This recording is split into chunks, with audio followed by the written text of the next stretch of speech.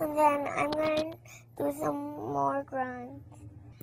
قل أحد الله الصمد لم يلد ولم يولد كفوا أحد. بسم اللہ الرحمن الرحیم. ناظرین، میں شاہد بیگ. آج 17 اکتوبر ہے اور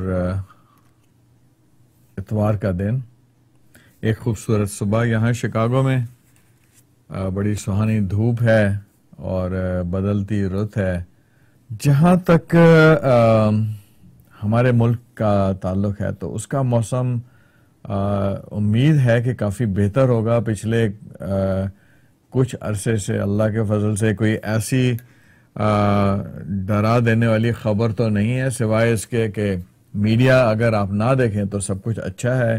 میڈیا کے اوپر اگر آپ جائیں، جو پاکستانی میڈیا ہے، تو اس میں تو ایک دنگل ہے اور اکھاڑ پھینک ہے اور بس گورنمنٹ آ رہی ہے، گورنمنٹ جا رہی ہے. عدالت جو ہے وہ یہ نوٹس لے لے گی، گورنمنٹ عدالت کے اوپر یہ نوٹس لے لے گی. اب تو یہ بھی حال ہو گیا ہے کہ جج اور وکیل لڑ رہے ہیں.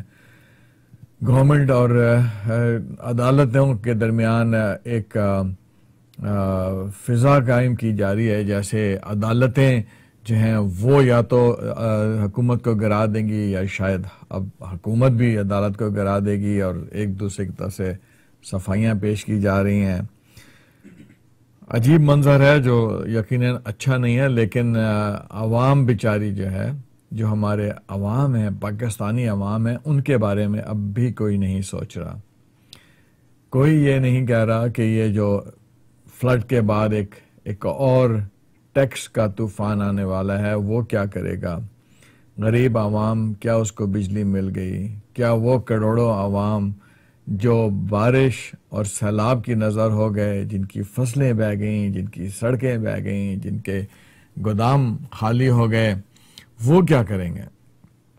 تو غریب کی تو نہ پہلے کسی کو فکر تھی اور نہ آج ہے. امیر ہی کی فکر ہے. امیروں کو بچانے کی بات ہو رہی ہے، امیروں کو گرانے کی بات ہو رہی ہے. جتنا بھی میڈیا ہے، پاکستانی میڈیا کی ہم بات کرتے ہیں، اس پہ صرف رؤوسا کی باتیں ہوتی ہیں، غریب کا کوئی ذکر نہیں ہے. کورٹ کچہری کی بھی بات ہوتی ہے تو ان لوگوں کی ہوتی ہے جو کورٹ کچہری سے ڈرتے بھی نہیں ہیں. بڑے بڑے وزراء، صدر، وزیر اعظم، سپریم کورٹ کے چیف جسٹس، ہائی کورٹ کے چیف جسٹس، وکلاء، یہ سب لوگ، ان کی باتیں ہوتی ہیں. چند لوگ ہیں جو گورنمنٹ سے تعلق رکھتے ہیں، چند لوگ ہیں جو اپوزیشن سے تعلق رکھتے ہیں، کچھ وکلاء حضرات ہیں، کچھ جج صاحبان ہیں، کچھ ریٹائرڈ جج صاحبان ہیں، کچھ ریٹائرڈ فوجی افسران ہیں، اور وہ میڈیا کے اوپر ہر وقت نظر آتے ہیں، کبھی اس میڈیا پہ، کبھی اس میڈیا پہ. اور جیسے میں نے پہلے کہا کہ لگتا ہے کہ جس طرح دیہاتوں میں مرغے لڑائے جانے کی ایک ہابی ہوتی ہے، گاؤں میں لوگ مرغے لڑاتے ہیں، اس کے اوپر ایک طرح کا دنگل ہوتا ہے، اس کے اوپر بہت سارے لوگ جو ہے وہ جوا بھی لگاتے ہیں. کچھ اسی قسم کی صورتحال اب ہمارے میڈیا ہے. جب آپ دیکھیں آپ کو وہی چہرے نظر آئیں گے جن کو دیکھ دیکھ کے آدمی تھک چکا ہے. یہی سیاسی رہنما ہیں جو اس چینل سے اٹھتے ہیں تو اس چینل پہ چلے جاتے ہیں، اور اس چینل سے اٹھتے ہیں تو اس چینل پہ چلے جاتے ہیں. بظاہر ایک دوسرے کو گالی گلوچ بھی کر رہے ہوتے ہیں، تنقید بھی کر رہے ہوتے ہیں، کوئی ایک دوسرے کو بھائی کہہ رہا ہوتا ہے، کوئی بہن بھی کہہ رہا ہوتا ہے، لیکن کوئی یہ نہیں کہہ رہا ہوتا کہ ہم جو پیسے لے رہے ہیں، ایون جو چینل پر آنے کے بھی پیسے لیتے ہیں، اس پیسے سے غریب کا کیا ہوگا، پاکستانی کا کیا ہوگا. جو دکھ ہے وہ یہ ہے کہ پاکستانی، عام پاکستانی، پاکستان میں رہنے والے کسی بھی شہری کے بارے میں کسی کو بھی فکر نہیں ہے. پچھلے دنوں سیالکوٹ میں ایک دل ہلا دینے والا واقعہ ہوا. 2 بچے بے دردی کے ساتھ مار دیے گئے. مار کیا دیے گئے، بلکہ یہ تو اس کے لیے تو شاید کوئی، اب جیسے بہت ساری نئی فریز ایجاد ہو رہی ہیں تو شاید اس کے لیے بھی کوئی ایک الگ فریز ایجاد کرنی پڑے گی کہ جب ڈنڈوں سے کسی انسان کو مارا جائے اور اتنا مارا جائے کہ وہ اپنی جان سے ہاتھ دھو بیٹھے. مجھے نہیں سمجھ آتی کہ اس درندگی کا جو ہے اس کو کیسے مطلب کسی فریز میں بند کیا جائے. کوئی ایک لفظ کیسے ڈھونڈا جا سکتا ہے؟ مار دینا، قتل کر دینا، ہلاک کر دینا، پتہ نہیں ٹوٹے ٹوٹے کر دینا، شاید یہ ایسی غیر اخلاقی، غیر اسلامی، غیر انسانی حرکت جو ہے. اس کے بعد آج بھی آپ دیکھیں میڈیا کے اوپر کنسٹرکٹیو بات کچھ بھی نہیں ہوئی. کسی نے اس واقعے سے سبق نہیں لیا. اگر اب میڈیا پہ یہ خبر آتی بھی ہے تو وہ اگین ان بیچارے مر جانے والے بچوں اور ان کے لواحقین جو ہیں ان کی خوشیاں، ان کے ارمان اور ان کی جو عزتیں ہیں اس کو نیلام کرنے کے لیے میڈیا کے اوپر باتیں ہوتی ہیں. عجیب سا ایک سمے ہے. کوئی کہہ رہا ہے کہ جناب یہ بچے ڈاکو تھے، کوئی کہہ رہا ہے کہ جناب ڈاکو نہیں تھے، اور کبھی ان کا کمرہ دکھایا جا رہا ہے، کبھی ان کی ماں کو دکھایا جا رہا ہے یہ کہہ کے کہ یہ اصلی ہیں یا نقلی ہیں. اس بات پہ تحقیق ہو رہی ہے کہ جناب وہ کھیلنے گئے تھے یا ڈاکو.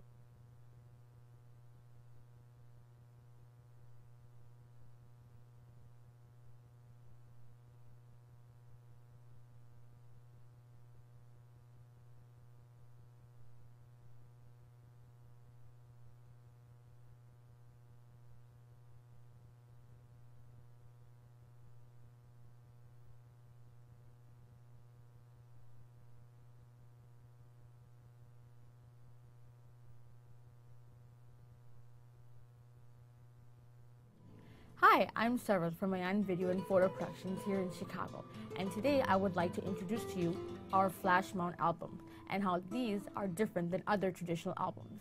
These books are panoramic and real beauty. They come with a number of inserts. This is an insert, and a side or a page, and another side or a page. So you get one insert and 2 pages.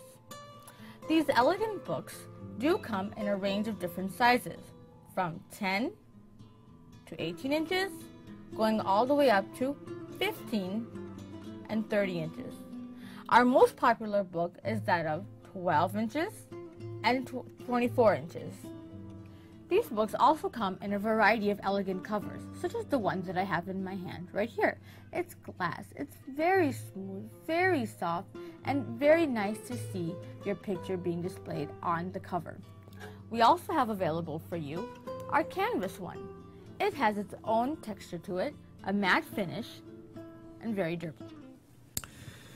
تو ناظرین، پاکستان ہمارا پیارا وطن، ایک ایسا وطن جس کو جب بنایا جا رہا تھا تو اس وقت کروڑوں لوگوں کی دھڑکنیں صرف اس لیے تیز تھیں کہ اب ہم اپنے ملک میں جائیں گے، اپنا گھر ہوگا، آزادی ہوگی، خوشحالی ہوگی، اور ہم اپنے بارے میں بات کریں گے، ہمارے حکمران ہوں گے، انگریزوں سے جان چھوٹ جائے گی، اور اس طرح سے ایک سکھ کا سانس مسلمان امہ لے گی.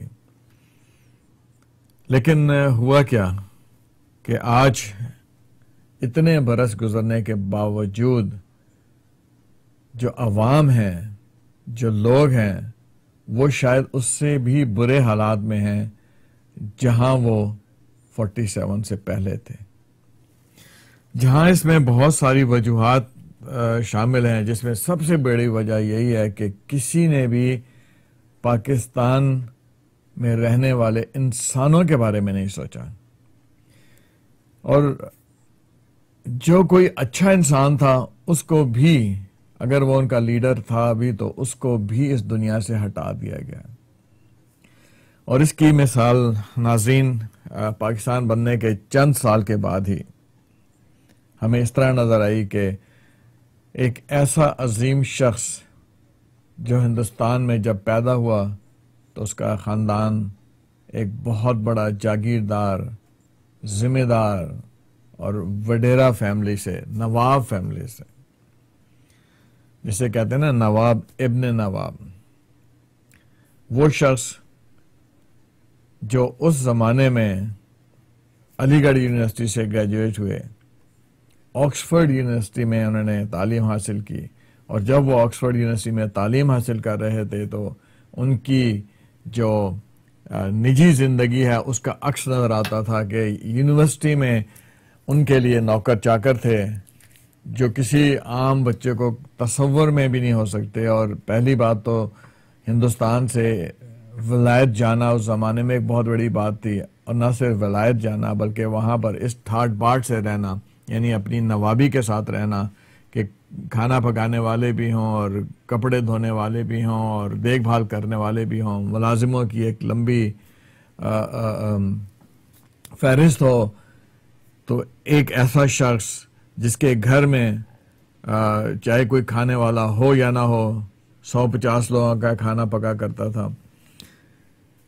اتنا امیر نواب زادہ پاکستان کی آزادی کی جنگ میں شریک ہو گیا، اور پھر یہ شخص جو پیشے کے لحاظ سے بیرسٹر اور ایک بہت مشہور بیرسٹر، ایک ایسا بیرسٹر جو بہت دولت بھی کما سکتا تھا، اس نے طے کیا کہ وہ مسلمانوں کی آزادی کے لیے مسلم لیگ جوائن کرے گا. پھر انہوں نے 1928 سے لے کر آنورڈ 47 تک پاکستان کی آزادی کے تحریک کے اندر بہت کام کیا، یہاں تک کہ آخر پاکستان بن گیا. پاکستان کا یہ شخص پہلا وزیر اعظم بنا دیا گیا، اور قسمت کی ستم ظریفی دیکھیے کہ پاکستان کا یہ عظیم سپوت، یہ عظیم لیڈر اپنے ہی اس آزاد ملک میں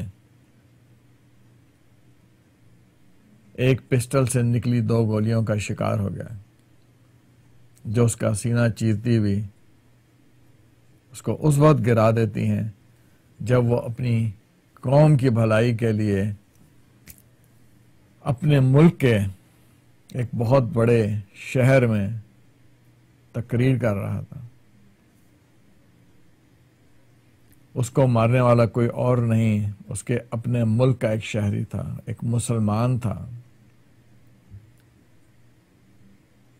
اور اس قاتل کو بھی پولیس نے اسی وقت اسی جگہ پر اپنی گولیوں کا نشانہ بنایا، اور وہ قاتل دنیا کو کچھ بتائے بغیر، کوئی راز کھولے بغیر وہ بھی اس دنیا سے چلا گیا، اور اس کے ساتھ یہ راز بھی اس کے ساتھ ساتھ دفن ہو گیا کہ اس شخص کو مارنے والا شخص کون تھا اور اس کے اصل وجہ کیا تھی، اور کیا واقعی وہی شخص قاتل تھا.